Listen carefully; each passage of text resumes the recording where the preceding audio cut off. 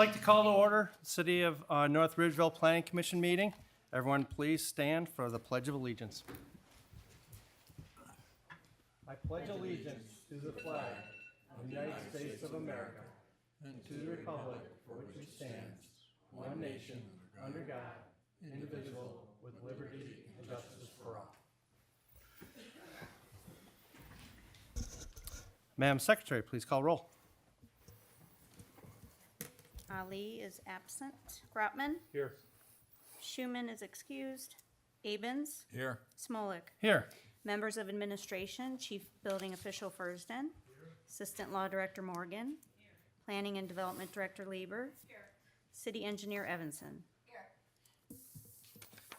Okay, did all the board members get a chance to review the special meeting minutes from September 28th, 2023? Is there any corrections at this time? Hearing none, those minutes shall stand.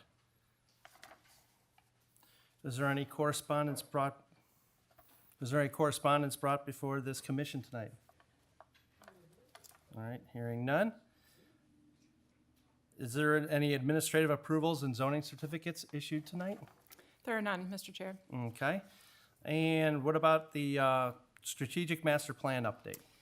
Thank you, Mr. Chair. The next meeting of the Ridgeville Ready Steering Committee will be Thursday, October 19th from 6 to 8 p.m. here in this room. The committee will be discussing recommendations of half of the chapters. We will be focusing on economy, mobility and transportation, amenities, and leadership. So the committee will be reviewing those recommendations. We'll schedule then a follow-up meeting where we're going to deal with issues of land use, housing, and other topics. There'll be one final round of public engagement that will be online that will happen toward the end of the year. And then at that point, we will be bringing to Planning Commission the document to begin the approval process. So that's where we stand. Okay, thank you. And of course, there's always an update on the City of North Ridgeville website in regards to the master plan as well. Okay, Madam Secretary, please read the first the only application for tonight. PPZ 2023-0223, the crossing at French Creek Subdivision, 5725 Avon Bellin Road, PPN 07-009-000-010 and 07-000-220-101-001 and -042.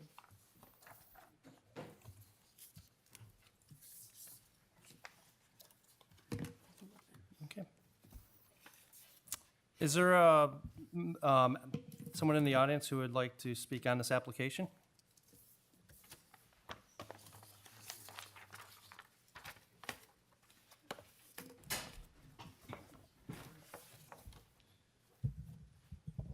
Please state your name and address for the record and tell us a little bit about your application and your project. Certainly. My name is Tom Sutcliffe. I'm the land manager for Dries Homes, Ohio. We're located in Brecksville, Ohio, just on the other side of town. And we're bringing to the Planning Commission today a new subdivision to the east side of Center Road that will consist of 92 Dries lots, Dries Homes. We will be the primary builder on the site. We will not be sharing that with other builders. As you can see, here we have it. And you can see we're taking the previous balled-off property and we're dividing into two phases, utilizing French Creek in the center as a natural barrier between the two, creating two separate communities. And then inside each of these communities, we're going to create boutique communities using two different sizes of homes. As you probably know, we're across the street right now at Northridge Point, sharing that with another local builder, Smith Builders. And we're doing this one on our own, so it'll go a little slower. We want to also note that we're in phase 8, 9, and 10 across the street, which will be taken the next couple of years. And this site, should it go forward, would not be presenting any new homes in the community for a couple of years. Nothing would be moved into until 2025. Just giving you an idea of what the project is and what the scope of time is compared to what's happening in the city right now. So there's kind of like a delay button on this because of the size and the amount of administrative work that has to be done to get it done. So that's a 20,000 foot up look at it. It's also, well, it's under your cluster zoning requirements, which allows 2 different sizes of lots to exist. And what we're doing here, which is different than what we're doing across the street, is that thank you. Perfect. The blue lots are what we would call our larger, our cluster size lots. And the green ones are what we would call the larger single-family lots. The green ones fit our larger homes, the homes that we're doing across the street. And the smaller ones, oddly enough, we're not doing across the street. The challenge we have at North Ridge Point is that the smaller lots only fit our smallest 40-foot home, which we've been finding that startup families, retired people that wanted ranches on the first floor, they didn't meet their requirements. So we've grown this about 8 feet, so it now fits a home that can put a ranch on the first floor for move-down buyers, as most of our customers in North Ridge Point are North Ridgeville residents, or moving back to town because they couldn't find anything previously. So everything you see in the blue represents that size home that's designed for that move-down customer, retiree, forced single, and the such. So that's our concept today. Okay, thank you. Is there any members of the commission has any questions or comments at this time?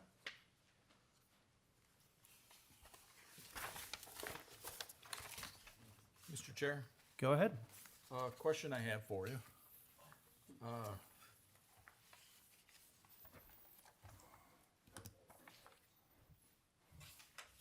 I'm assuming French Creek, you're gonna have to put in a bridge? We're definitely going to have to cross it. We only want to cross it one time. Okay. Because we just don't want to, it's a non-disturb area for us.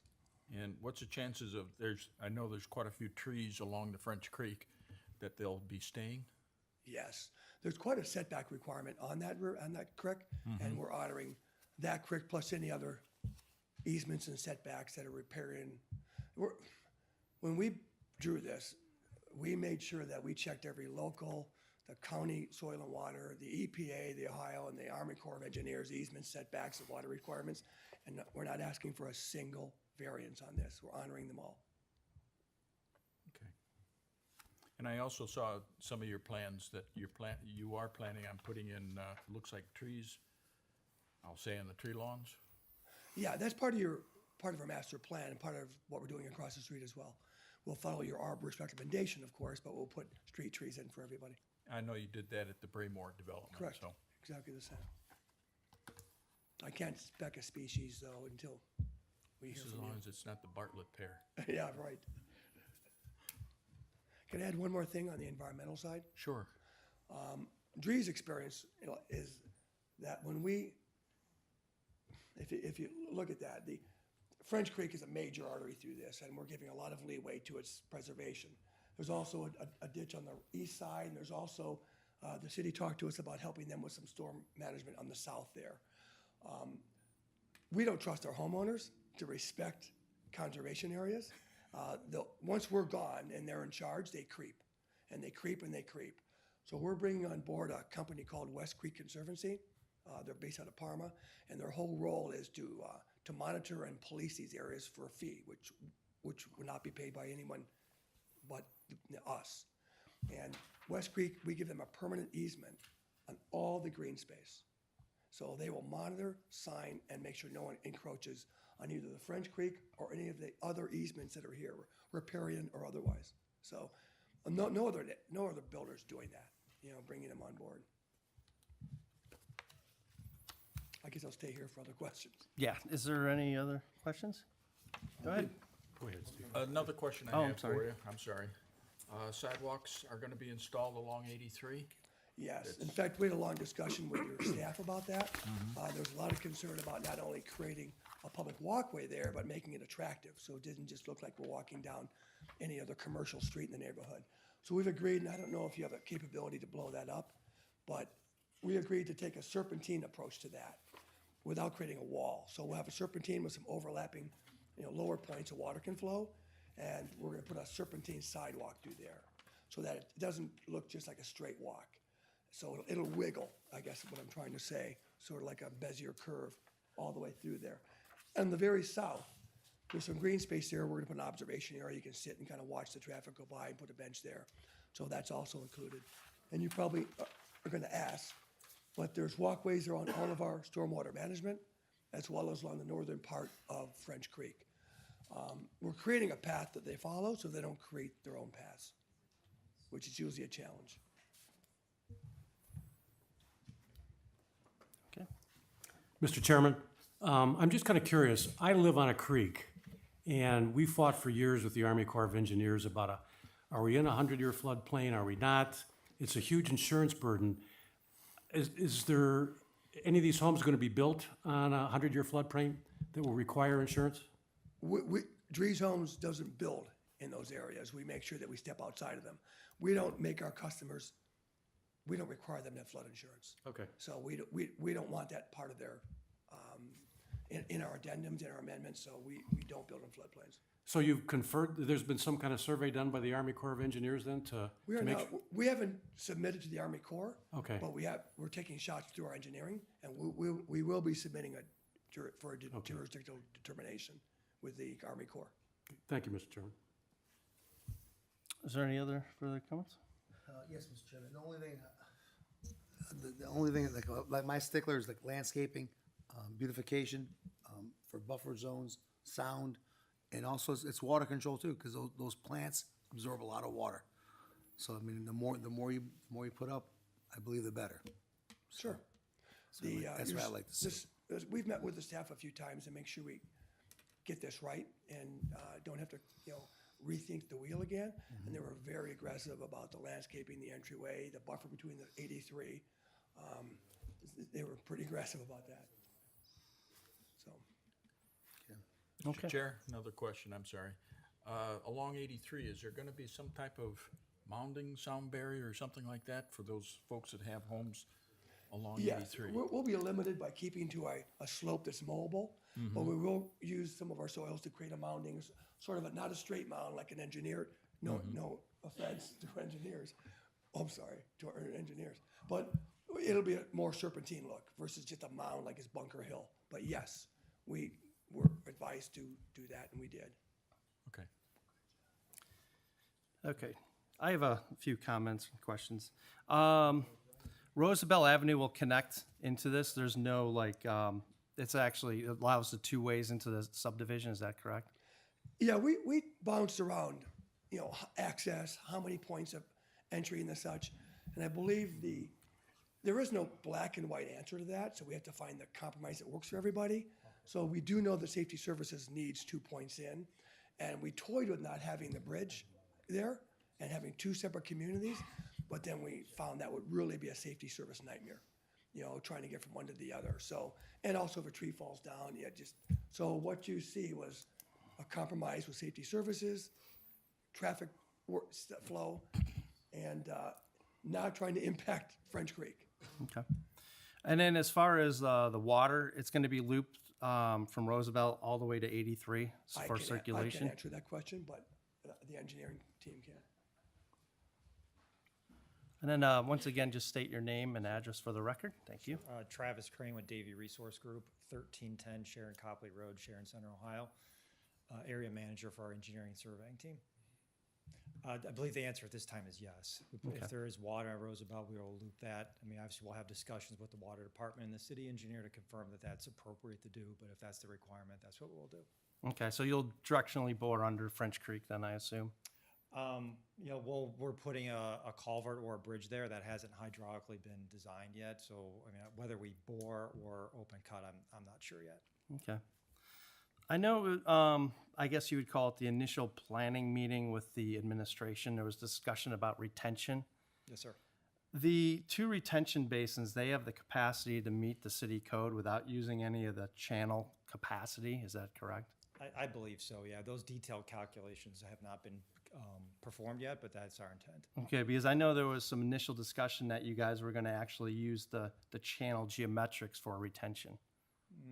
I'm not aware of that. That Okay. wasn't my intent. If I misspoke earlier or didn't communicate that appropriately, our intent is not to use French Creek for storage. Okay, okay. And then I don't know, 10 to 15 lots from sublot 63 wrapping around. Those have grinder pumps. They don't have access to a gravity sewer. Yes, sir. How come you couldn't, a lot of times when homes are developed, you want the sanitary below the basement floor. So why couldn't you just hang, what we call, you hang those, the sanitary, so it comes out the side, and then if they have facilities in the basement, just use a small internal grinder pump, but yet the home is still fed by gravity, which is ideal for, the city to maintain. Sure. Yeah, totally understand. That would be our first primary objective is to have all gravity, even for the basement. Second is to do hung sewers in the basement. And third is look at some type of pumping mechanism, whether that's a low pressure grinder pump system or a central pump station. We could not get the hung plumbing to work on those lots. We were running into conflicts with storm sewers, water lines, in terms of what the depth of the sanitary sewer was going to be. In that cross-section, you're all running together. What about, right now you have sanitary going out to Aspen. What does it look like when it goes out to Route 83? I would assume 83 has more depth. It does. We could not, we surveyed the channel of French Creek and we surveyed the sewer on 83. We can't get the sewer under French Creek. Comes out of the ground. I have a lot of reservations with that many grinder pumps where I guess each individual property owner would be responsible for their own, and you're tying into a single force main. Is there a maintenance, is the city going to maintain the force main? I guess how's it set up with easements as far as who's going to be responsible for what? Our discussions with the city engineer was that the homeowners will own the grinder pumps and the HOA is going to own the force main. So The HOA, not the city. Correct. Okay. I guess my biggest hurdle I'm having is it seems like we're trying to force as many lots in these areas as possible. And we do have some code restrictions on it. We have open space, we have the density. Which you met density, you barely met open space. And unfortunately, in your open space calculation, you're using French Creek, the retention basins, and that's, in my mind, I don't really think that's in the spirit of the code, because the open space is supposed to be used for, I think the exact words were the provision of readily accessible recreation areas and open space. So, and then since we're barely meeting open space, then we have like 6 or 7 lots that don't meet the setback requirements. So that's where I'm having some reservation. It just seems like we have too many cluster lots on this plan. So I guess so we are under density for allowable density. You're correct. You're at, let's see where you're at, 2.3 units per acre, I believe, and then I'm sorry, you're 1.85 and you're allowed up to 2.3. So yes. So we are under the allowable. We are not maximizing the site, just for the record. The open space calculation. So we had discussions with the city staff. We had more open space at one point, but the question was, is there value in that open space? We had open space between some of the rear lots, because all of our lots are bigger than what they need to be, significantly bigger. So we could play the game with the numbers, reduce the size of the lots to make them the minimum size and add more open space, but it was determined it was just better for the customer, better for the city if we eliminated the slivers of open space and incorporate those into the lots. What about those, 6 or 7 areas where most of them were your side setbacks? Yeah, we had a discussion with with Guy about that, so we corrected those. Oh, so right now you meet every single setback for every lot? Yeah, it was, there was some things we missed in the plan, some of the cluster lots that we didn't have the right side yard setback adjacent to open space. So we made some adjustments and we're complying with code now. Okay.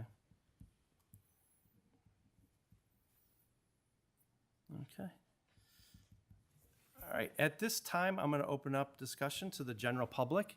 Once again, one person at a time. Please state your name and address for the record.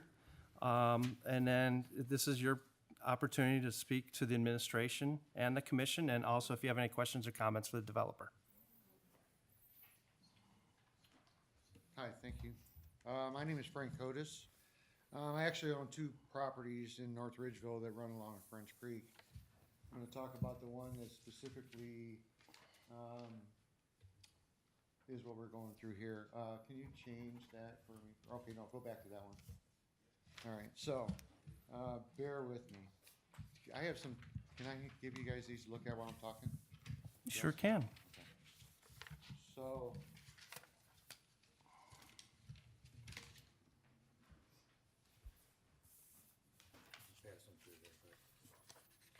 what I'm gonna be talking about. I'm going to have you speak in the microphone because this meeting is, you could give us the exhibits, but I still need to use the microphone. All right.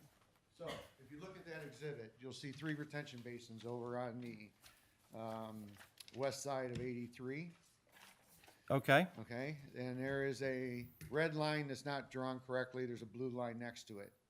Okay, so I bought that property back in 2000. Back in 2012, I started having some flooding issues on my property, which I have statements from the old owners that there's never been any problems. I called the city thinking that I had a water line broken under my house. They came out, checked.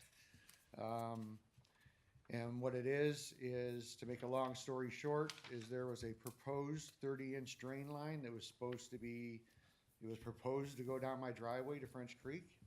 It was never installed. They built the Hampton Place across the street. They put those 3 retention basins in. They tied those 3 retention basins in across 83 into my 10-inch farm tile. That's not even belled, it's just butted up. I got pictures of that as well. So all that water is blowing through a 10-inch farm tile. Now, that paper that I gave you, that line that's drawn through there, that line comes across 83, comes across my field. Can I go up here for a second? Sure. At the top. So it goes across my field, it goes across where those first set of houses are south of his property, and then from there it jogs out to French Creek. Now, when I had my flooding problems and they came out and found out that this 30-inch line didn't exist, temporarily they came out and they disconnected my house from my farm tile, so I couldn't use it to drain my house anymore because I was having so much backflow coming from across the street. At that time, I talked to Armbruster, who was here at the time. He told me that the city was planning on putting a 30-inch line down through there. I waited probably a couple of years, got blown off, went back. The city doesn't have the money to do it. The next thing I was told was the city was planning on buying a 20-foot buffer easement down that south side of my property to the creek to put the 30-inch drain line in to drain the water from across the street so it's not coming through our property. Then I was told that that was put on hold because the property was now being put up for sale and they were gonna make the new owner take care of that problem, so the city didn't have to pay for it. So now here we are 10 years later, 11 years later, and we're putting a development in and there's still no place to drain all the water from across the street. But unfortunately, yeah, I mean, that was for a whole nother separate project. We're here I don't tonight. see it on there, so that's why I'm asking you. Where are Mr. you- Chair, excuse me, Yeah, go ahead. sorry. Mr. Codis? Yes.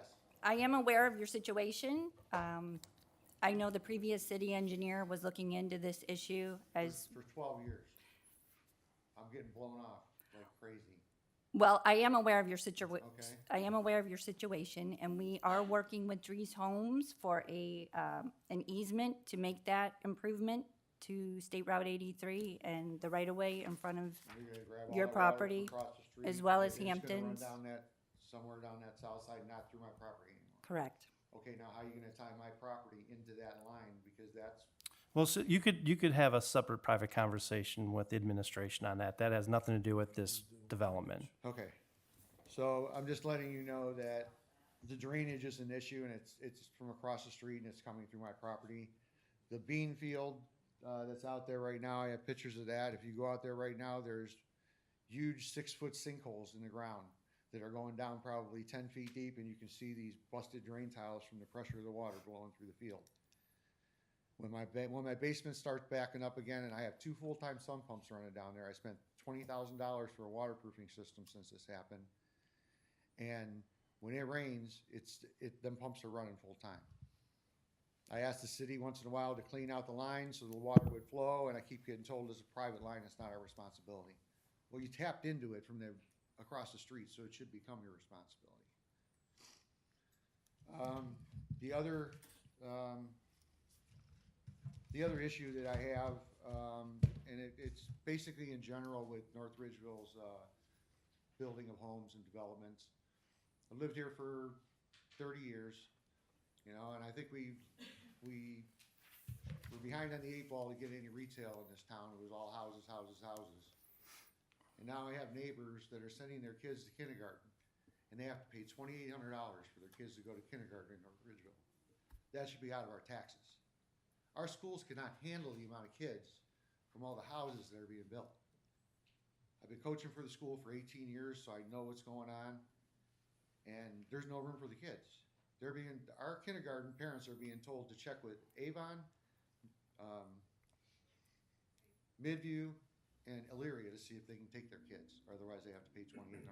Well, the only thing I could recommend is that's what this master plan is all about. And we want to hear from the residents just like you. Okay. So that would be the forum that these conversations happen in. So yeah, keep an eye on that City of North Ridgeville website, and then that way you could see when the master plan meetings are. But unfortunately, we're sort of just looking at this one I understand. subdivision, I just made and that that's all. comment. That's the only thing that we could basically discuss. And I mean, these are all great ideas for the city, but unfortunately, this isn't the correct forum for that. Gotcha. All right, I just like to see how that drainage plan is. Okay, thank you. Go ahead. Laura Sadoff, 5590 Ridgeview Boulevard, North Ridgeville, Ohio. Been here for almost 20 years. My home, my backyard is the bean field. And just so you know, it is a flood that comes through my groundhog's den. And every year it goes into the retainer, I guess would be open sewers. And I get to see it and I get to watch it, and it's quite lovely because the sewers aren't full, the open sewers aren't full. But if you don't actually see, it's a waterfall and it doesn't stop. Especially when there's a good snow melt. I have more of it. And it's almost like boggy back there in this soybean field. So you'll just get this excess of water. So it doesn't have to do with the rain. It doesn't have to do with the sewers not picking up. It actually has to do with what goes on in that field. And you can come at any time and just see the water sitting. It just stays. So I just would want to let you know that, because I don't think many people pay attention to where that water goes at all. Okay, thank you. Is there anybody else who would like to?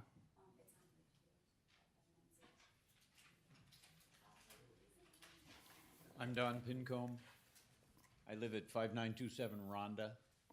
And if I can walk and just point to where I'm at, I'll come right back. Yeah, please do, because I don't see Rhonda on my map. So this is my property here. And also I have a section of that rectangle that just goes directly north. Actually, I sold part of it to one of my neighbors who's here. So this property line goes straight north. So I have 6 acres. Yeah, you're just, Thank you again. sorry. I have 6 acres there, and that means about 800 feet along French Creek. And as we talk about water, one of my concerns was I hear the creek roaring. We all know it's a major drainage ditch for the whole city. And I just wanted to express my concern and ask that as you look at a bridge or you look at anything else that you're doing downstream, which is north of French Creek, to make sure that nothing you're going to do is going to affect the flow of that creek. I really hear it roaring whenever we have rainstorms. And we already talked about floodplain.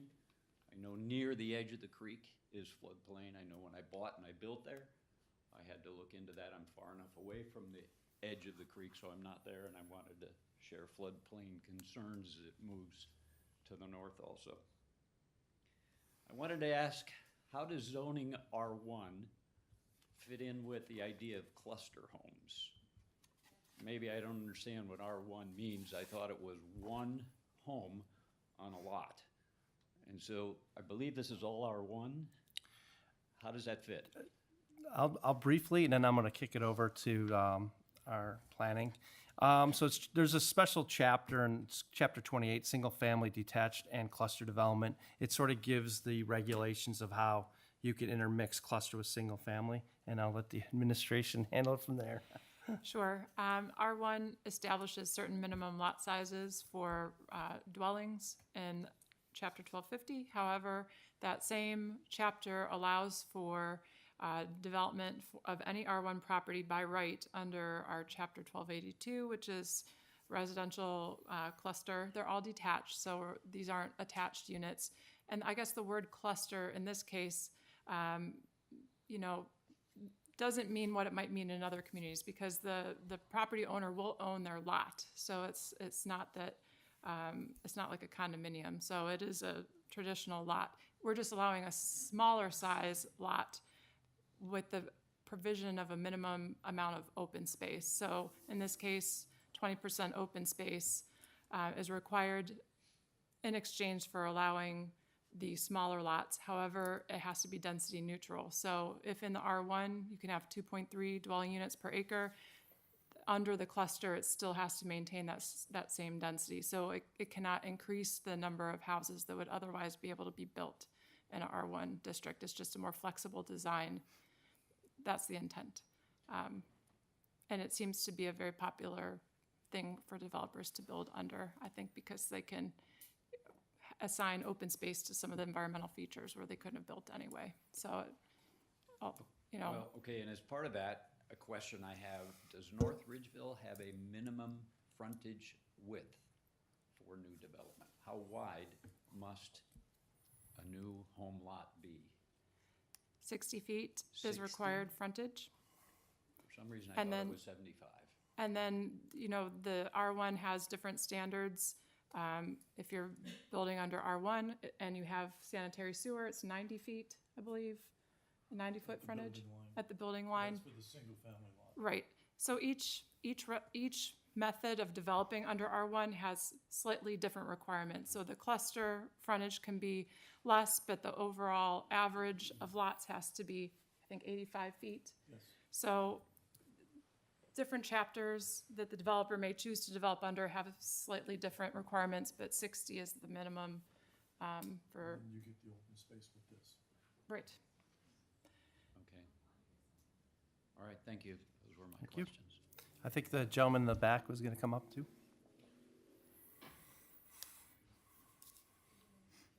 Hello, my name is Reiner Frank. I'm a citizen of North Ridgeville. I've lived here all my life. The thing Do you is, mind stating your address for the record? stay 5797 Avon Belden, Thank you. and I'm adjacent to Frank's property. At any rate, my property be over in that one little area that you see white that's not there. But the biggest thing is, my biggest concern, once again, is French Creek. We have two retention ponds. The retention ponds have to have drainage somewhere. They can't just take and crest up. They have to have drainage. The drainage is going to French Creek. It's going into French Creek. If you remember the last big rainfall that we had, French Creek at Mills Road had crested to the top of where the lawns were. If you go down the road a little further on Jaycox, also part of French Creek, much deeper than what we have here, Jaycox Road was closed off at that point in Avon. French Creek is a natural waterway, and it's hard for it to take on the water that we have at this point in time. Now we're going to put in 90 homes, and that water, the rainwater has to go someplace. Is that going into French Creek as well? Secondly, with the pump station. The pump station, whether it's gravity fed or whether it is electric Well, pump station. just for that's going- clarification. This is for sewage. Right, for clarification, there is no pump station. Each individual home will have its own pump, just for Okay, clarification. it will have its own pump, but it's still going to the North Ridgeville sewer system. That's correct. Okay. Is the North Ridgeville city ready to take and handle the amount of building and construction that's happening now for its sewage filtration system? is it ready to take and handle that? I'm always worried about building new and not keeping up with the infrastructure that we need. Our plant right now is between 55 to 60% at capacity. Okay, So so, we can take on, the You can city take can on take it more. on, no problem. okay. So, but that is my biggest thing. The floodplain is a major concern for us. Again, living on French Creek, we're not far from it, and I have seen it crested all the way up to the top. I am landlocked. When the sewer system came in, there was no way that I could take and tie into the sewer. I had to go with an aeration system. The clean water aeration system, which by the way is also a filtration system recognized by the state of Ohio and for the county. That clean water that I have goes into French Creek. It's got a long runway, but eventually it will drain into French Creek. When French Creek crests, no matter how much your sump pump goes, it's not going to take and go any more than French Creek will allow it to take on. There again is my problem with the retention ponds. Has that been something that has been looked at? So, Or all are right, we looking at flooding down the road? Let's face it, eventually these people are going to be friends and neighbors for us. And if we don't speak up now, you know, somebody's going to look at the city of North Ridgeville and say, hey, didn't anybody look into this? And we did.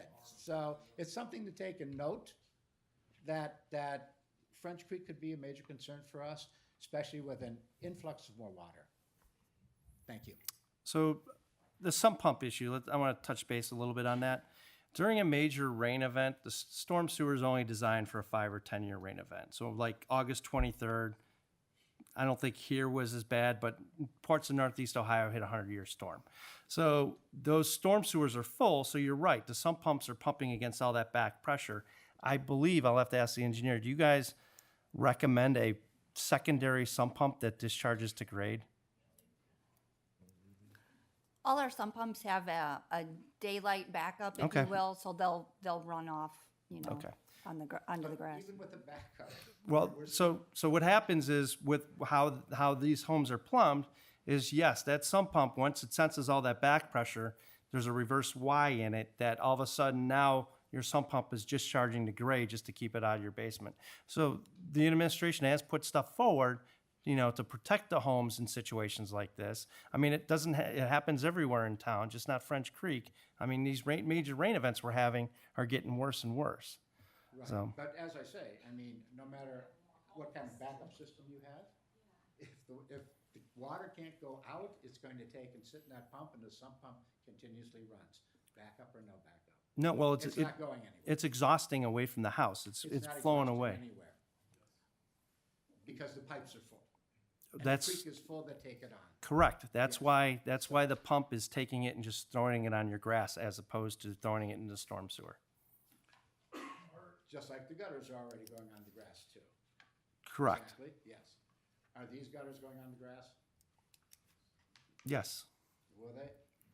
Okay. So I want to ask the administration, there was discussion about the bridge that goes through. I'm assuming that bridge is going to be above the 100-year flood elevation? Mr. Chair, we'll ensure that we're going to use the ODOT guidelines for bridges in the floodplain. Perfect. Okay. All right. Thank you. Thank you.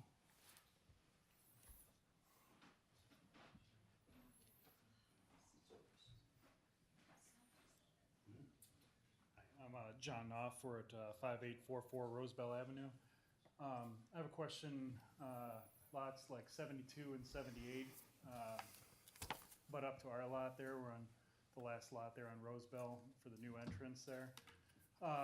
What will be done for drainage at the back of the lots on the easements and stuff? We're worried that if they raise the existing grade from the street and everything will be sloping back towards the easement there, will there be improvements on drainage back there as well, or will they be putting any drains in at the backs of the properties to correct for that?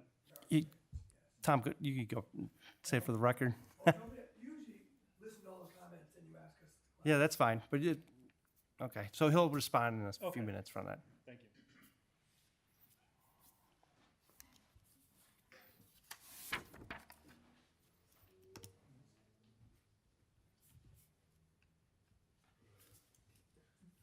Go ahead.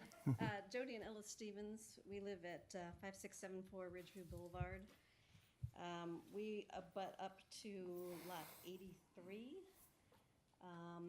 So our questions, I've been a resident of North Ridgeville except for 1 year since 1968. So I've been here a long time and seen a lot of things happen. We're also real estate agents here in the city, so quite aware of what's going on. But personally, our concern is, it looks like there's a 20-foot sanitary easement behind there. So we do have a ditch behind our house. Our sump pump exits into that ditch. So I want to know, is that ditch going to be piped? Is it going to remain open? It's gonna be cleaned. Yeah, what's going to happen to that? What's going to happen to our sump pump if that ditch is piped in some way? And also, so we are the house where Aspen Street could cut through, but it's not at this point. But I did hear them say they're tying into the Aspen drains. So the sanitary sewer for this new proposed development is tying into Aspen Street. So it's sanitary, not storm. Okay, so that's a problem because every time it rains, we get sewer in our basement. We even have a backflow, a backflow in our front yard. We weren't even home during the last storm, came home from a trip, and our entire basement was full of sewer water. It comes up through our bathroom in the basement, and every home north of us has the same problem. It's sewer water that comes in, not storm water. It's black water. So if you're gonna tie into Aspen, us and everyone north are gonna have a huge problem. So what's happening during these major rain events, rainwater is getting into the sanitary system. It's called inflow and infiltration. So this whole entire new neighborhood's gonna have premium gasketed pipe. So there's gonna be minimal I&I or inflow and infiltration. So all that stuff that's happening now is pre-existing. So like But this, if you're gonna tie into it, you're gonna make it worse. maybe I'll have the administration kick in a little bit further on this. Thank you, Mr. Chair. In one of our previous meetings with the developer, we had looked at this previously, and we asked them to revisit the sanitary sewer layout and potentially put everything back to State Route 83. I don't know if Mr. Crane had an opportunity to look at that yet or not. Otherwise, we were going to require them to look more in-depth into the existing sanitary sewer in the Ridgeville Boulevard area to ensure that we weren't inundating the system. So that was something that was previously discussed with the developer. So just to make sure, so you're gonna have the developer perform a sanitary sewer evaluation in that area? If they couldn't bring it all to State Route 83, Okay. And how would they be tying into the sanitary sewer? Where are they digging? Where is that happening? the trunk line on State Route 83 is our preferred downstream connection, so. But if that doesn't happen, how are they tying in? Where are they digging? Well, the trunk line is there, so No, if you go up to Aspen. well, that's what's in question. So we're hoping that everything could go to State Route 83, but if not, they're currently showing a connection on Aspen. But I had already asked the engineer of record to look at a more in-depth study, so. Please, because we can't. As a real estate agent, I'm never gonna be able to sell my home, ever. I understand. The next question. You add more concrete, our ditch is gonna fill up every time it rains. Every time. Who's gonna be responsible for cleaning that ditch out so we have a good flow? We ourselves clean our part of the ditch, hoping that people north of us and people south of us will clean theirs. They don't. What's gonna happen to that overflow? So right now, I mean, all the driveways for this, all of that is going into the retention basins. So the only thing like for sublot 83 that would be going towards the ditch would be the rear yard. I am not talking about just 83, or that lot. Okay. I'm talking about the entire width of the project. I'm not against it. What I'm against is, where is that excess water gonna run to? I added concrete to my backyard. I know where that water goes, because I direct it. How are the homeowners on Ridgeville Boulevard gonna handle all that water coming into the ditch, and their sump pumps will not pump out because of the back pressure? I've seen it happen at our house. And as far as the backup pumping into the line, that doesn't happen. Our backup pumps into the ditch. Yeah, all those homes there, all of our sump pumps Yes. pump. Into the Pump ditch, into that even your ditch. backups. There- Because there is when we no built, one. we took possession of our home in September of '22. I'm sorry, '02. And that's the way it was then. So what are we gonna do? We'll have the developer answer that when he gets up. Thank you. I think, ma'am, you had a question?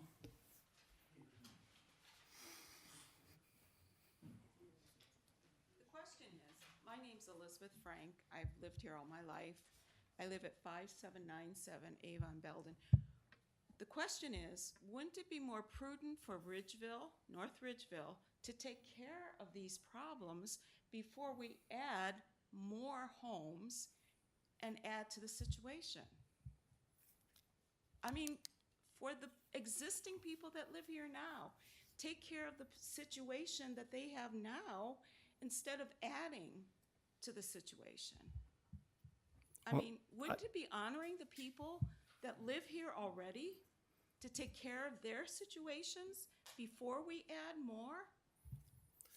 I'm asking Ridgeville to be more responsible for the existing situations.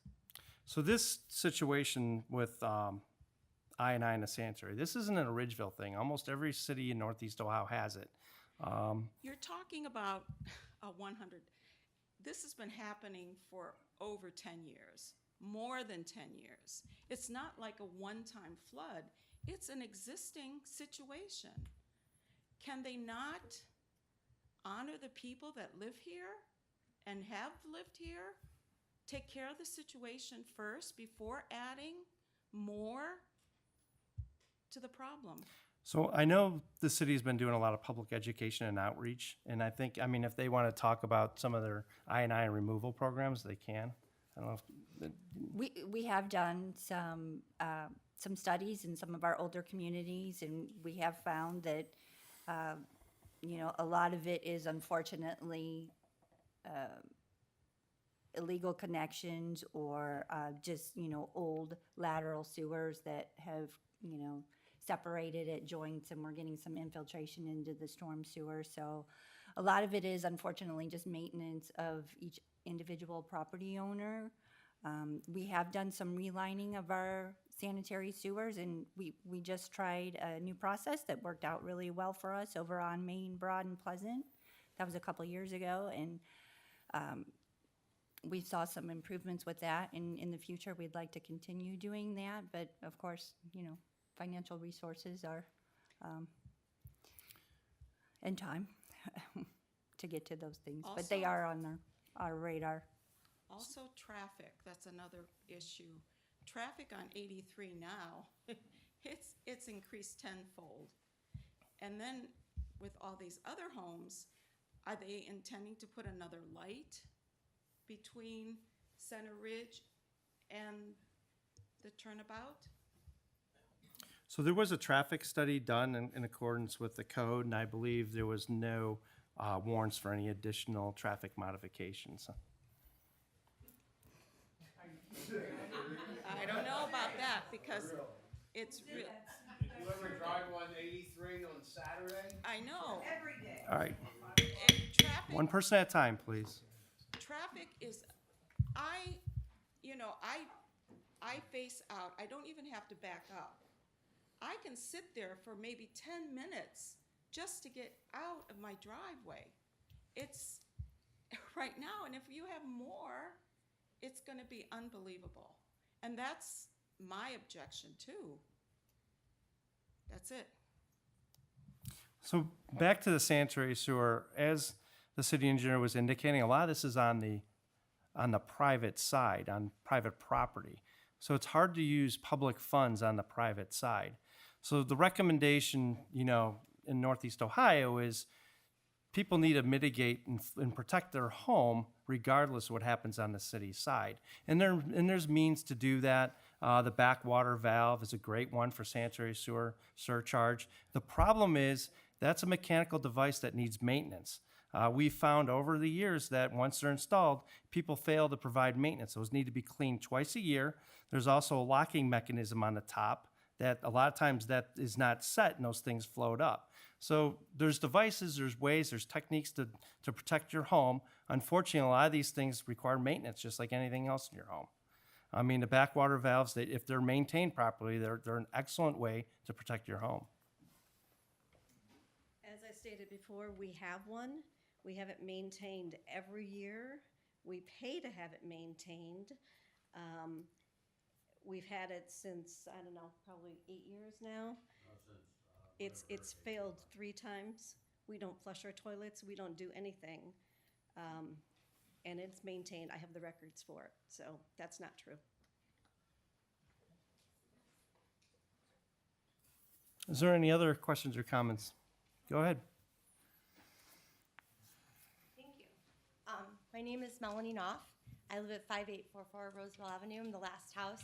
So the new property will butt up to us on the left. Where's your location again? The very end. It's right next to. 78. Thank you. Yes, thank you. We've heard really good things about Dries. It's great company. I'm glad you guys are the ones that are building. So that's awesome. My question is, obviously with Mr. Smolik, you mentioned it earlier about how some of the cluster homes may not have the right easement. Well, that was the original paperwork we got. Since then, I believe the administration and the developer have sort of revised some of those so that Okay. Oh, good. so they all meet code now. Great. And we're all very passionate. We're very happy to live here. We've all had flooding. We live in not the ritziest part of town, maybe is the great word for it. So I'm not sure where all of you guys live. So we're very, it's expensive to maintain. But anyways, my question is with the way our house is and the way the houses are on your road also, with the easement, there's a lot of beautiful trees there that are a natural boundary between our house and the field where you're going to build. And obviously the one house that's, I believe 72, that's absolutely huge, is like right up, and then 78 is like right on top of us. So on this one at least. So my question for you, and I know you have to answer like 1,000 questions, but my question for you is how much distance are we going to have between this new easement and our house, and will you keep those trees there? I mean, we have oak trees that are over 100 years old, and they're beautiful, and they're right there on that cusp of the easement. So that was my concern. Okay, thank you. Go ahead. Christian Demko, 35306 Aspen Street. You can see it right there. I've been here since 2016. The northwest corner? There's Ridgeville, there's Woodbine, there's Aspen, there's Elder. I'm on Aspen. Are you at the intersection of Aspen and Ridgeview? I'm 3 houses down. Okay, So, to the east? yes, Okay, north side of the street. got it. So I'm not going to beat the flooding horse anymore. I think that's been covered enough here today, but the water. But let's talk about traffic again. You mentioned a study that was done. I don't know who did that study, but I can tell you when you guys cut Mildred all the way down through, that turned into a cut through now in that neighborhood. Ridgeview is only 25 feet wide. That's bare minimum for a neighborhood street like that. The amount of traffic that comes up and down Ridgeview every day is very high. During the school year at Drake and Jaycox, if you leave your home at 8 o'clock in the morning, you're not getting out of that intersection for at least a half hour. with the school buses, it backs up all the way down Jaycox in both directions. Adding another 90 homes. And I don't know how or why you guys would want to cut through Rosebell. That street's 20 feet wide, curb to curb. You have cars parked on both sides of that street. With traffic, I mean, I can't even imagine emergency services trying to get in there. It's not going to happen. With 90 more homes and all these cars and all these people trying to cut through Rosebell, cut down Drake, cut through our neighborhood out, I don't know where are these people going to go? Where are these cars going to go? You have a massive problem at Jaycox and Mills right now. That is the worst. You cannot get out of there north, south, east, west during rush hour traffic in the morning or in the evening. I sat there today in preparation to come here. I had to go just make a quick drive. I went down there. I sat there for 20 minutes waiting. It's just, so adding 90 more homes with people that are going to be driving from the highway from 90 and Avon, coming up Jaycox there, turning down Mills to go up 83, or worse, coming up Jaycox to cut down Drake to get over to Rosebell, you're going to have an influx of all these cars. I just don't know how you're going to do it. So I'm curious, is what mitigation strategies are you guys planning to do for traffic? Now, you mentioned 83 and there's no traffic mitigation needed there. No, I indicated that the traffic study was done in accordance with the code, and there was, based on that traffic study, no modifications for this particular neighborhood are needed based on the development of this. Right, but what about the existing traffic? Well, that's a whole on top different, of- that's a whole different topic. Yeah, I'm just talking, we're only, unfortunately, the commission's only responsible for what's on the agenda or the docket, and that's this subdivision. All these other issues, yeah, I mean, this is a great stuff to talk about, but unfortunately, we have no control over any of that. Well, no, you're kind of kicking the can down the road here. You're saying, let's build this, and it's nobody, well, I guess we'll just fix this when we fix it. But it just gets worse and worse. Now, again, I wasn't at the meeting where you guys decided to, let's build Mildred all the way through the neighborhood. I mean, that seemed like a great idea. Now you have all these cars that cut through there, which was an isolated neighborhood, and now Mildred has become like a thoroughfare with people speeding at 50 miles an hour sometimes, mind you. All right, it's a 25-mile-an-hour zone, and you have people speeding through there. Now, the other day, we had someone speed down Ridgeville doing 65 miles an hour. It's on camera, okay? And that's not someone that probably lives there. That's someone cutting through or who knows what. But during the school year, with all these buses, the garbage trucks, the streets are already narrow. And I've measured our streets. They are 20 feet. That's bare minimum. Bare minimum that's allowed. That's how wide they are. Most of these newer neighborhoods, like if you go into like Redtail and some of these other big neighborhoods in Avon, those streets are 25 and 29 feet wide. That's okay.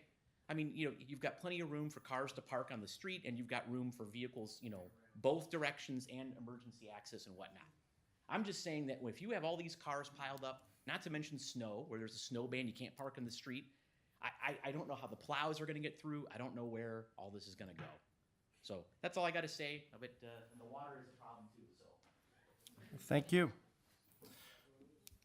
Does the administration want to touch base with the traffic, as far as traffic on 83 and then possibly through Roseville? Mr. Chair, we did have a conversation with the developer earlier regarding the trip generation analysis. I did have some questions regarding it, so I've asked him to review that. So during the engineering review, we'll take another look at the trip generation for the 83 and Street 8 intersection. Okay. All right, is there any other further questions? Go ahead.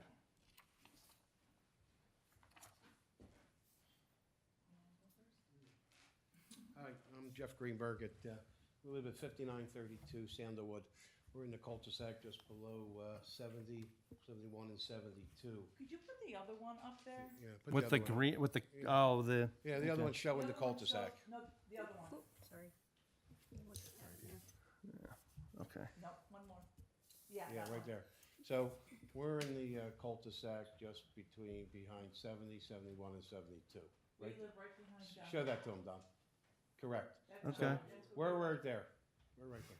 So as we've been listening all night The issues are water and traffic.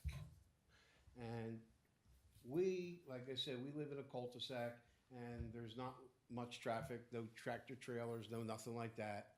But now, from entertaining this 90-some homes, oh, excuse me. Sorry, that's his phone. I love the Halloween theme. No, it's all the time. Oh, is it? Yeah, that's so he knows it's his phone. I'm sorry. So for what we're looking at, we can pick on the drainage, which off of the land behind us, because we have this buffer between the back of our houses and I guess the back of the field right now for those three properties that back up to us. And right now, the drainage is terrible, as you heard from everybody. More so with us with storm, not so much sewer, but for storm. And then also now getting into the traffic, I can't believe, I mean, anybody sitting in this commission here, if you've never drove on 83, you've got to be stupid. Because this traffic is crazy. And you're going to add 90-some people, 90-some homes, 200 more people, 90-some cars, and you're going to accept it just because you're going to get more real estate taxes in this township. That makes a lot of sense. And like you said, the people who lived here for how many years, okay, and having all these problems already with the water, it's mainly the water, sewage, and storm. And now you're going to allow a developer in here to screw everything up and put more people in here just because the township can get more money to build more goddamn schools for all these new kids that are coming into this area. That doesn't make a damn bit of sense. You want to build it out someplace else. Yeah. Don't build it in here where we have our own problems now. And we've been here trying to make things nice. Yes, our taxes are pretty healthy for what we pay. I know I do. And now we're going to have Dries come in and build, these homes with problems already. And I know French Creek, when it does storm, it gets flooded. So I don't know how you're going to really take care of that, okay, with all the retention basins, with all the flooding, with all the storm. I can't believe you're going to make it work. I really don't. So I'd like to see the final proposal, because this isn't it, right? This isn't the final.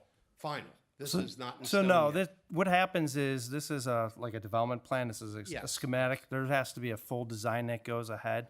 But this is the thing that this board will vote on, and also city council will vote on.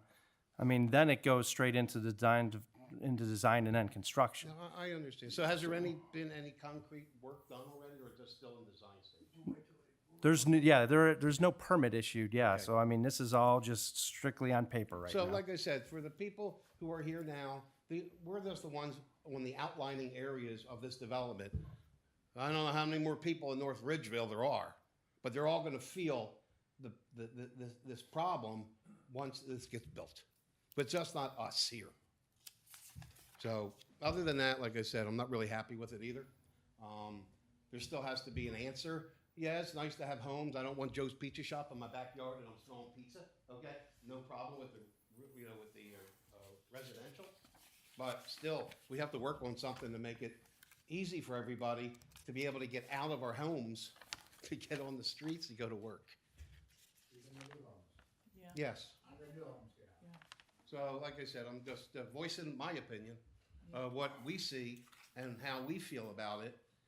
And like I said, I think the drainage and the volume of cars is the issue in our area for this development.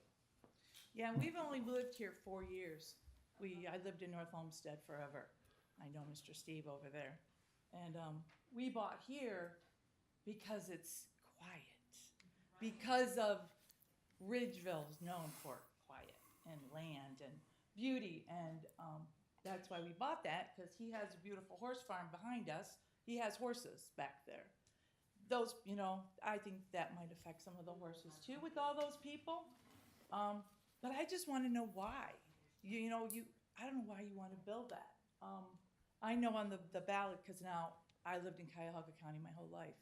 So now I live in Lorraine County. You had a vote for a new school.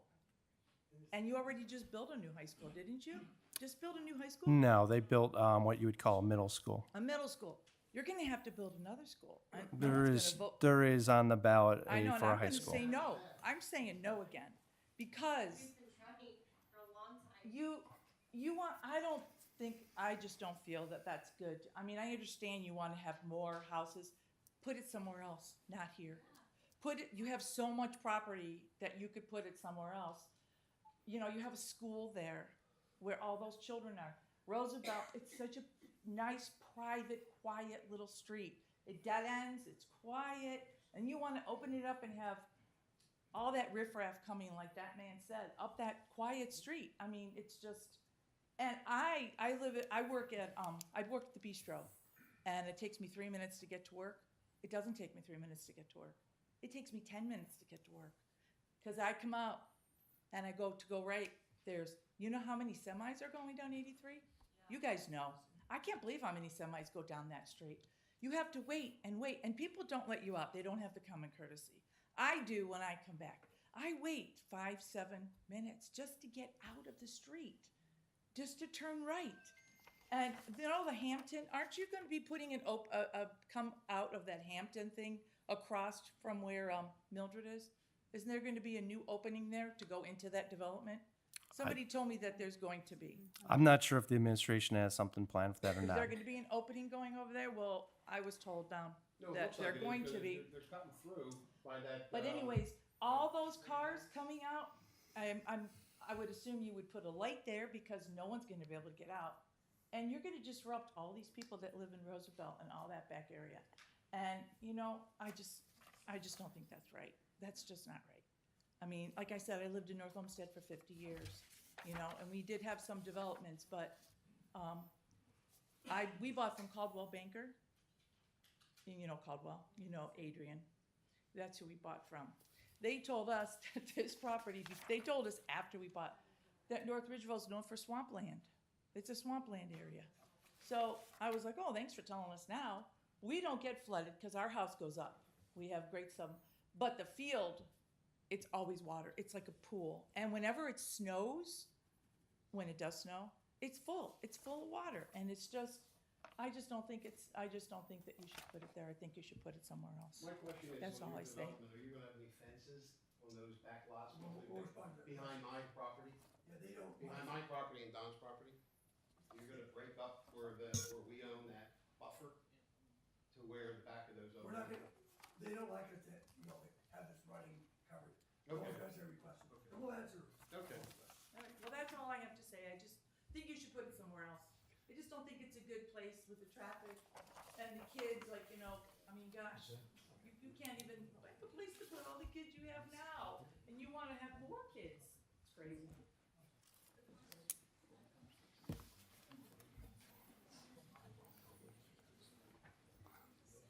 As the commercial says, I'm back. Okay. Ridgeville, I built here in 2001, took possession 2002. It's a great city. I love North Ridgeville. Bill, you have to build someplace. This is the fastest growing city in Lorain County. Face it. I can guarantee you 25 is when you're going to develop, correct? What's that? When are you going to develop? What year? 25. Well, people can't build homes over 25. Okay, all right. I can guarantee you by 28, you're going to have a red light on 83. I've seen it happen too many times. Just take that out of the equation because right now everybody's in an uproar. Just settle down. It'll be worked out. It'll be fine. Trust yourself, trust your gut, and trust those that lead us. That's why they're there. And God bless you, and God bless the United States of America. Thank you. Thank you.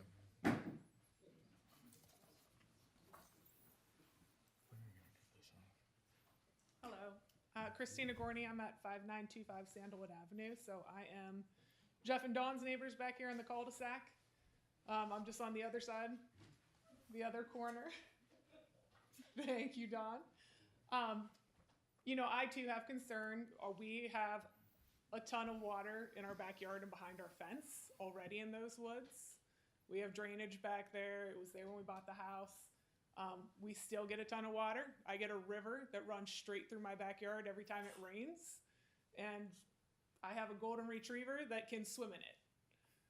It drains after some time once the rain has stopped, but it is a constant issue every time it rains. That backyard sits behind our fence and pools there, and it does so in the field behind it as well. So I too have questions about drainage and the easements behind the houses. My other concern is Roosevelt cannot handle the traffic that it takes now. You guys repaved or concreted those roads over there a couple of years ago, and they're already falling apart again. They're already an issue. Lee, Roosevelt, Eastview, you guys have constantly come in and reconcreted them, and within a year, they're already breaking and falling apart again. Those roads cannot handle the traffic they have now. And as we said, they're 20 feet wide. How are you going to get any sort of safety crew through there? On top of that, my concern is with these cluster homes. My understanding, they're single homes. They're just smaller, correct? Honestly, but they're actually bigger than the ones across the street. There's clusters across the street. Understandable. 92 homes. We've got what? 2 kids right now as an average American, 2 kids per household. Correct? That's 180 more kids. We don't have anywhere to house the children we have in this school district now.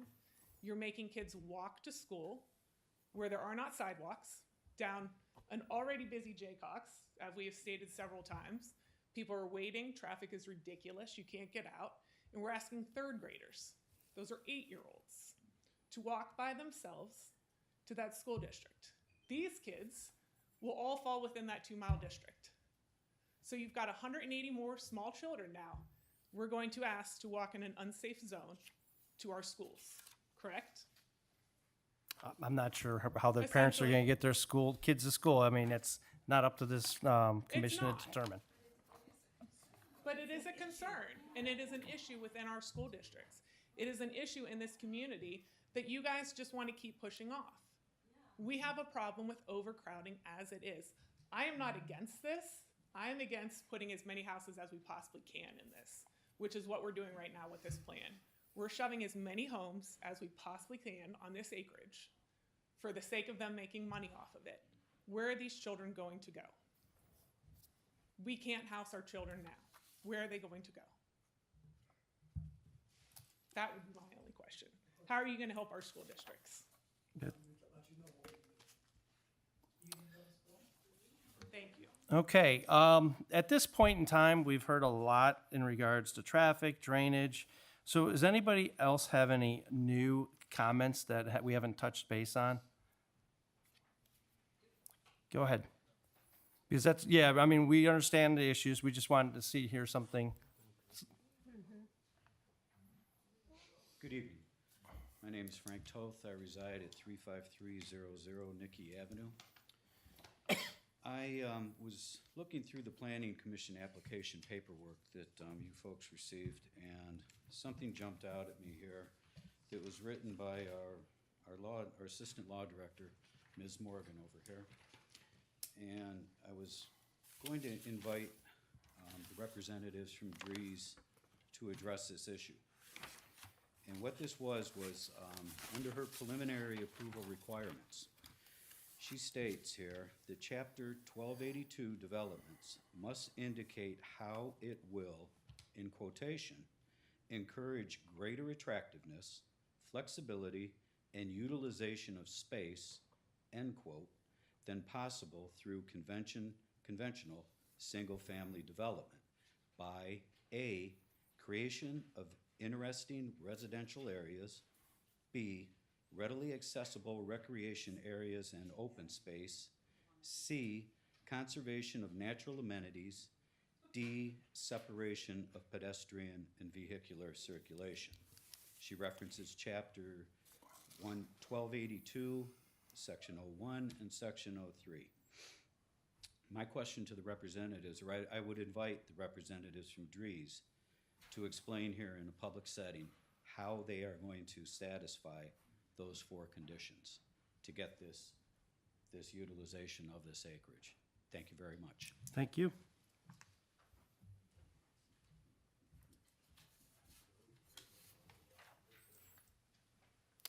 Okay, does anybody else have any new topics to bring forth this commission? Okay, hearing none, I will close the public comment section. I guess the developer, I took some notes, so we'll make sure we hit all the points that the residents talked about. So we can have Dries back up.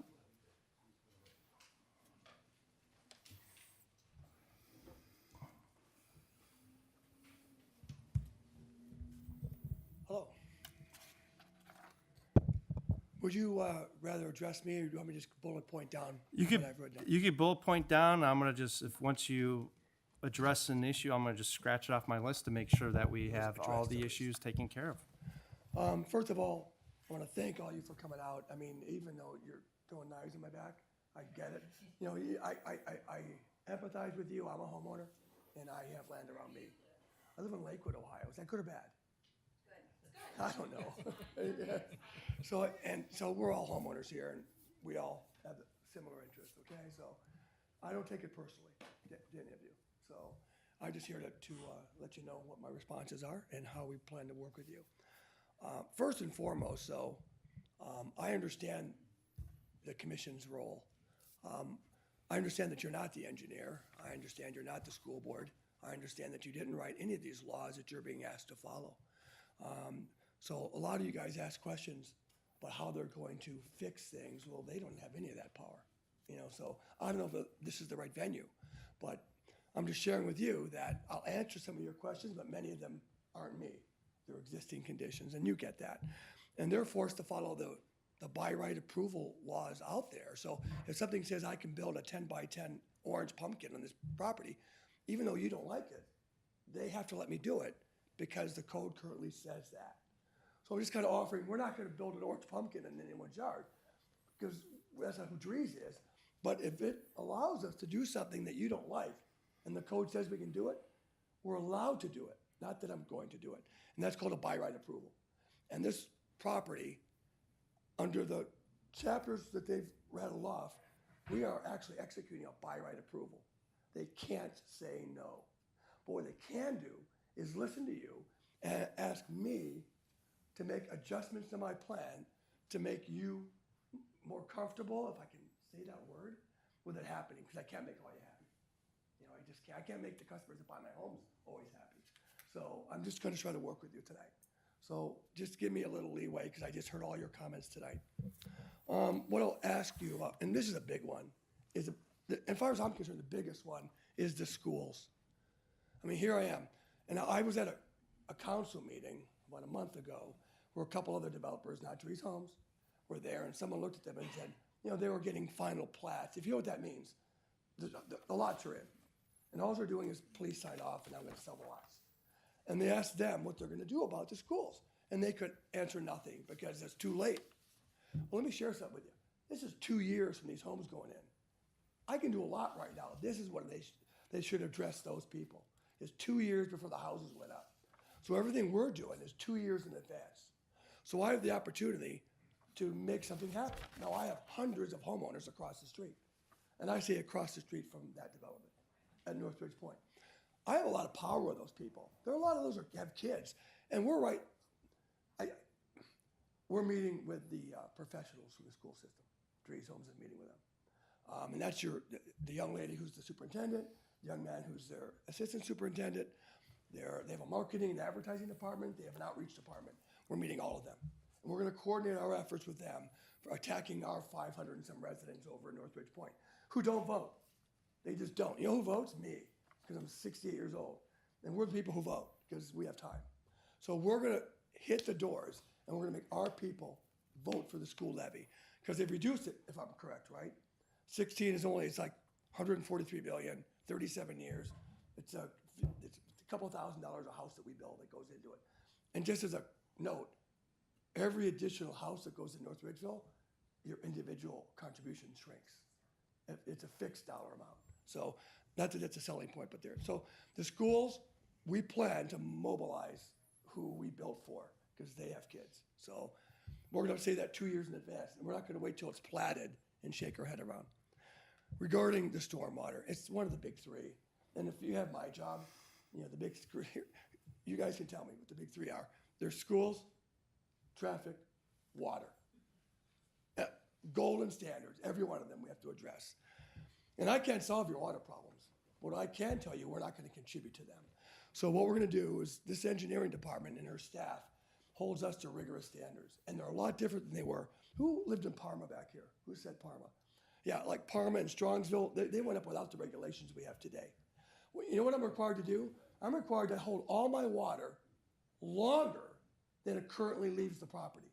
That's the new standards. There's numbers, I'm not an engineer, but if it takes a week for, I don't know, 1 billion gallons to drain off today, I've got to retain it longer than that. And I have to keep accepting your water. Isn't that right? So if water is currently flowing through our property, we can't stop it. So we're not only handling the water we're distributing and displacing, we're handling the water you're sending us. And I got to pay for that. And I'm okay with that. You know, our houses just cost more because of it. So the stormwater, we're going to follow North Ridgeville's stringent engineering guidelines. And I can't do more than make them. And we will not argue one bit with them. We're not asking for any variances.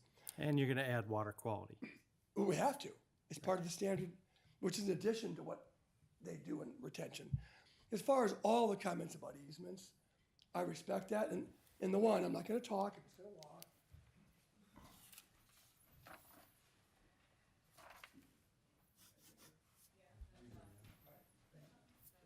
No, believe me, the staff knows about that. It isn't like you're bringing that to my attention for the first time. And they were very concerned. The first time I met with the staff over here, one of the first things they said was, we have a challenge that we need to deal with. And we don't really have they don't really have the right to go on your properties and do work. They're not supposed to. So we guarantee them. You can see there's a gray strip right there. We had our lots going all the way to that. And we said, we'll make our lots smaller. We gave them 30 foot there. And they can put whatever they want in there, 30, 48, whatever the pipe is that's required. Who is across the street that has all the flooding that's going through drain tiles? That's my Right. So we're gonna work with the city on that. So we don't know what the design is gonna be, I'm not an engineer, but we're giving them that space with a permanent easement. So we can't solve your problem, we didn't make it, but we're certainly gonna contribute to the solution. And they wanted us to give that to them, really, which is fine. So water flow, we're not adding any water. I hopefully I wrote this down. Oh, you have to. I wish you could write your cluster is just a term of art. You know, people hear cluster, they think small, little, crappy houses. Our clusters are $600,000, 2,500 square foot homes. So it's just a word in your guides. We're building huge homes on cluster lots. I don't say huge, I can't afford them, but they're just homes that can fit a family, and you know they're not cluster. We're not making more density, and we could put more homes here. No, let me just finish up.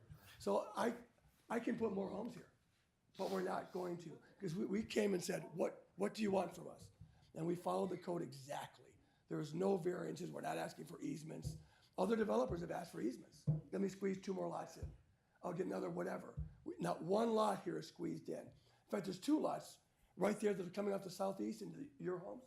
Yeah, that we had 2 cluster lots there. And they said, no, that isn't going to fit with the community, you know, for lots of reasons.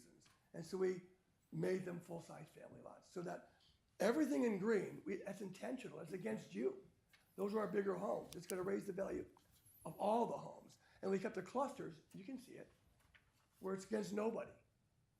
So we're trying to keep the integrity of the entire community. I know you don't want this to happen, but if it were to happen, how would you do it? And that's how we did it, thinking, well, not only me, but the staff was really aggressive. French Creek, we're doing everything we can for French Creek. We're not going to touch it. That's why we're paying an independent. Look up West Creek Conservancy when you get home. Just look them up. They're one of the largest conservancy groups in this area, and they're really committed to nobody touching that crap. You know, they're not one of those people who are just making money with directors getting cash payout. These guys are dedicated to the preservation of open areas, and they're getting all of it. Our homeowners are not even allowed to go into it, except for the paths we're going to make. Sanitary to the east, just someone was concerned. Yeah, it's older sanitary.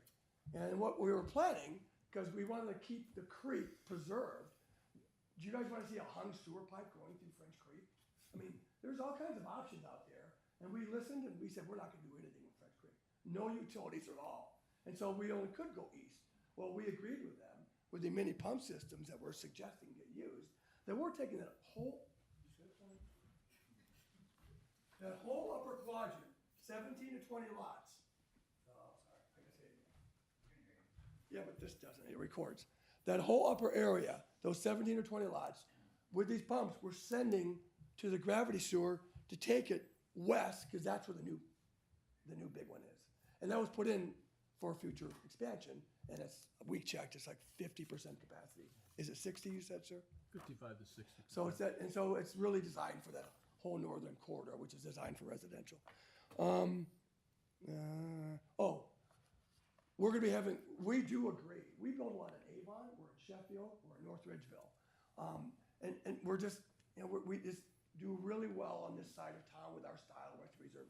It's just our product sells well over here better than the south or the east side. So we're really used to this Avon, Sheffield, flat, we're building on a plate, right? We're all on a plate. So we protect our people. We don't want our homes to flood.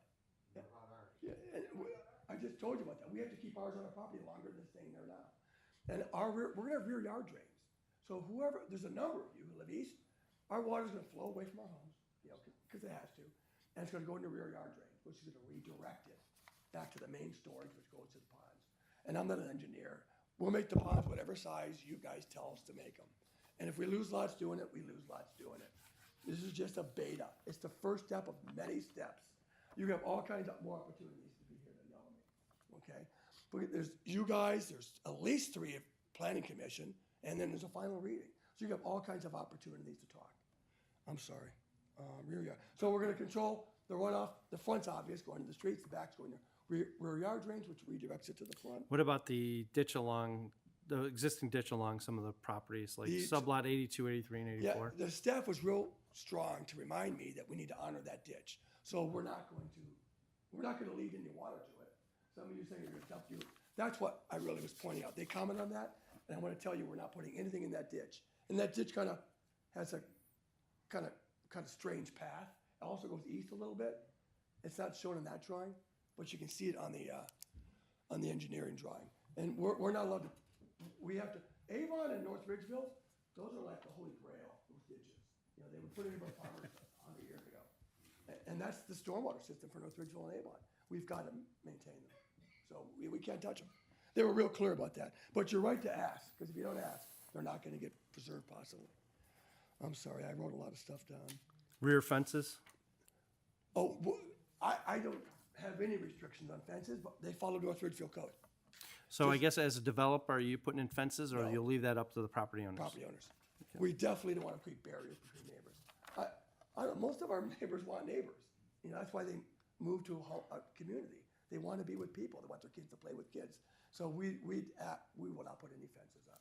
And as far as the trees, we'll preserve, and don't take this wrong, North Ridgeville Engineering Department, we'll leave every tree that the flow of water doesn't require us to move. Because if they want me to raise some land so the water will flow the right direction, and there's a tree on it, I can't raise a tree.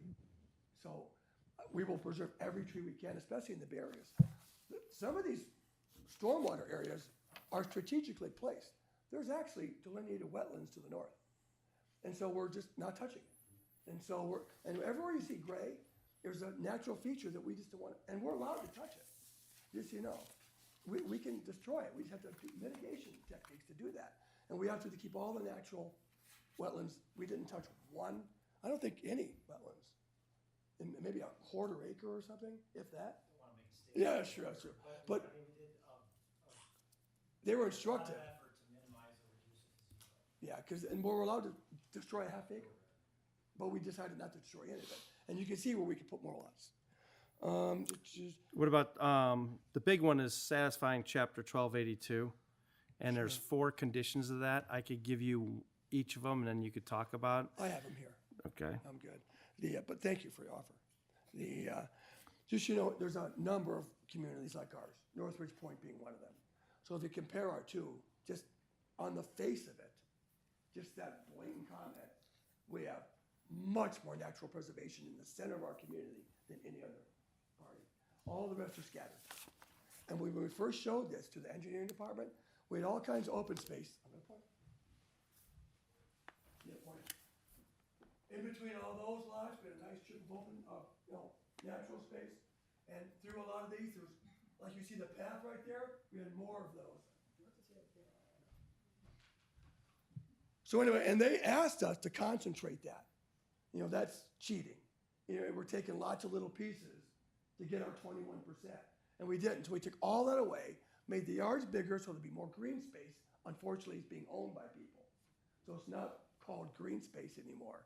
So just so, as talking with homeowners, all those backyards are gonna be grass. They can't build on it. There's a 30-foot setback in all the lots, right? So there's a guaranteed 60-foot of green space between every single home backed up here. We had that as open space, we made it owned. So that we could make this to 24% just by taking that away. But everyone's fear that it wouldn't be maintained. And, you know, so we just turned it into privately owned space. And we moved anything we could into the easement over there. As far as the 4 conditions, the first one is A, creation of interesting residential areas. Now, what we didn't do here, and walk anywhere else, this is not you're not walking into Aldi's. If you go to any competitor's community, you'll see straight streets lined up, which is not a very interesting community. Our buyers will not buy there. We put curvature, we put Bezier curves in, we maximize cul-de-sacs and corners. Developers like me hate corner lots because it's a lot of money. I have 2 streets on 2 sides. I gotta pay $1,500 a linear foot to put that street in. So 100 foot is $150,000 to put that street in. I'm doing it twice in all those corners, just to create these cul-de-sacs and knuckle curves and interesting layout. So we're definitely creating an interesting layout. And I did not do soup can Aldi hallways here. Our customers would never buy there. B, readily accessible recreation areas and open space. The open space, we put paths and trails to all of them. And I kind of highlighted that.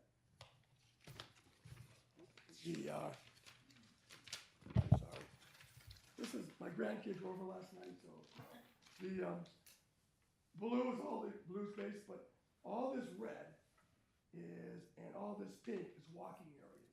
And this is all walking areas around all the ponds, walking area through the French Creek area, and we're not letting them walk down here because I don't want them roaming into people's backyards or roaming into the neighbors. Who lives back here? You? Yeah, you guys and you guys. So we do not want them roaming back there. Yeah, big dogs. I'm surprised they're not here. Yeah. Okay, sorry.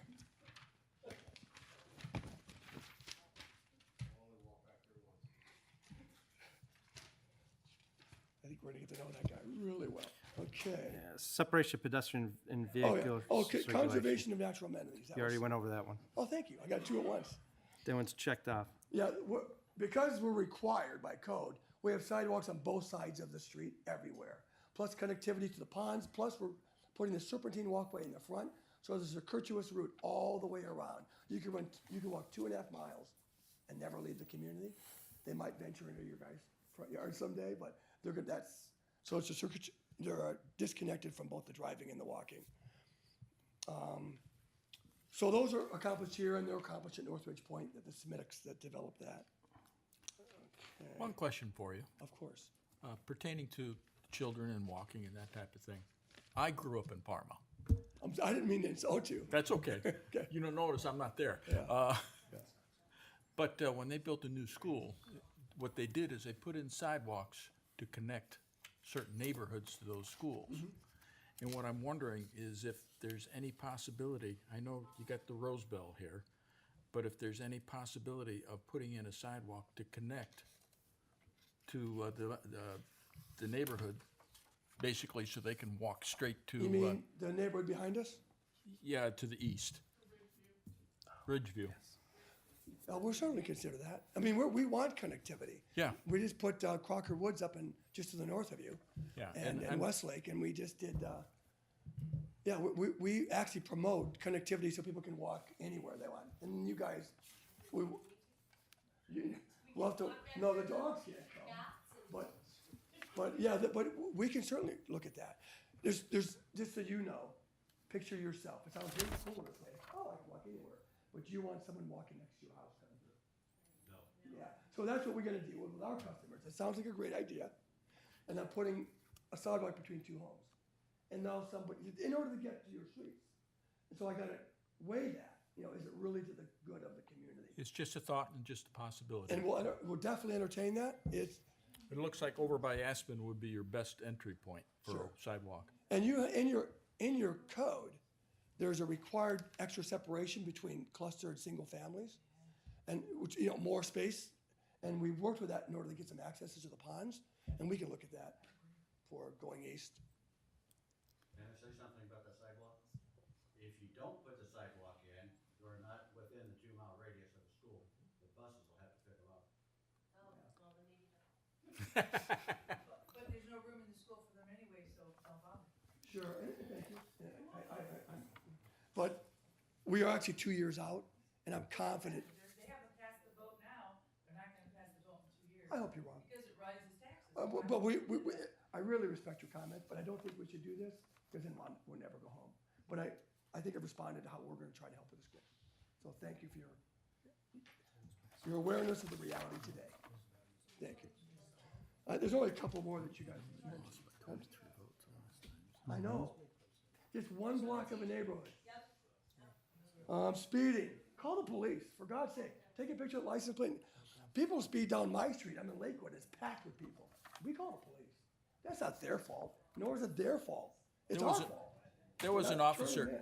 There was an officer parked on Good. Hope they nabbed him. Mildred. Yeah. Just today around 11 o'clock or so. I'm not looking to try to erase that issue, but I realize that. So yes, we will put stop signs in. And the last thing, we talked about water, we talked about school. Remember the third big rock? Traffic. And so they have talked to me strongly about that.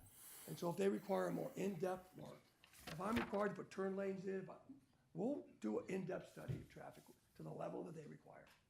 Because we don't want our people calling me complaining. Because we have a full-time in-house warranty department that takes calls for the life of your house. And we don't want them calling us because they can't get out. I heard all your comments about traffic. So I'm not a traffic engineer, but we'll listen to them. Okay, so if they say, Is there HOAs? Is an HOA development? I'll take that one question out of turn. I'll do that. Okay. We're required to. And not only that, we have to, it's a homeowners association, and it guarantees, this is the most important thing to you, forget the lights and the flags, it's the maintenance of the stormwater management. That's the biggest role an HOA has. And it's written into the documents that you have to sign off on, and you have to approve the maintenance requirements, and the HOA has to pay for inspection on that. And if they don't take care of it, the service department's not here. But you know the service department. So they can come out and fix it and bill the homeowners with their tax duplicate.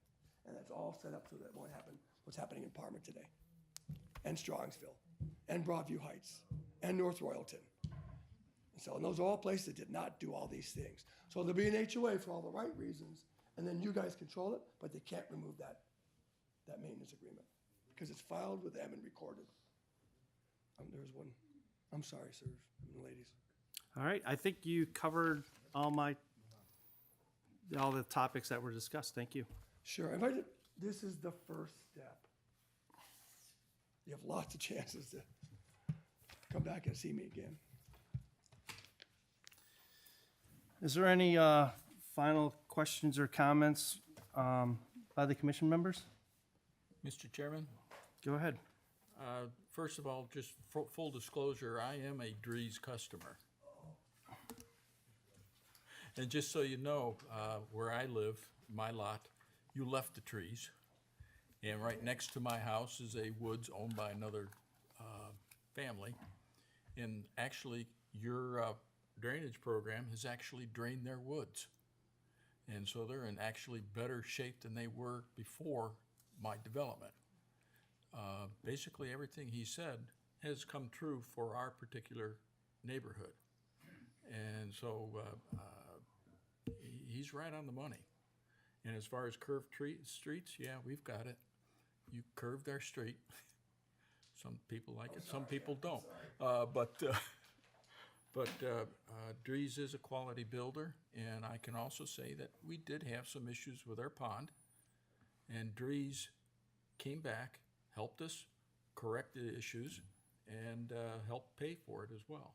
So they don't just build and run. They stick around and help help their customers. So, I don't have a problem with trees itself. Okay, is there any other further questions or comments from the commission? Okay, hearing none at this time, the chair will entertain a motion. Mr. Chairman, I propose that we accept a preliminary plan for the crossing at French Creek. Okay. Second? I'll second. Discussion? I'd like to add some conditions to that motion. The conditions will be all setbacks according to code must be met.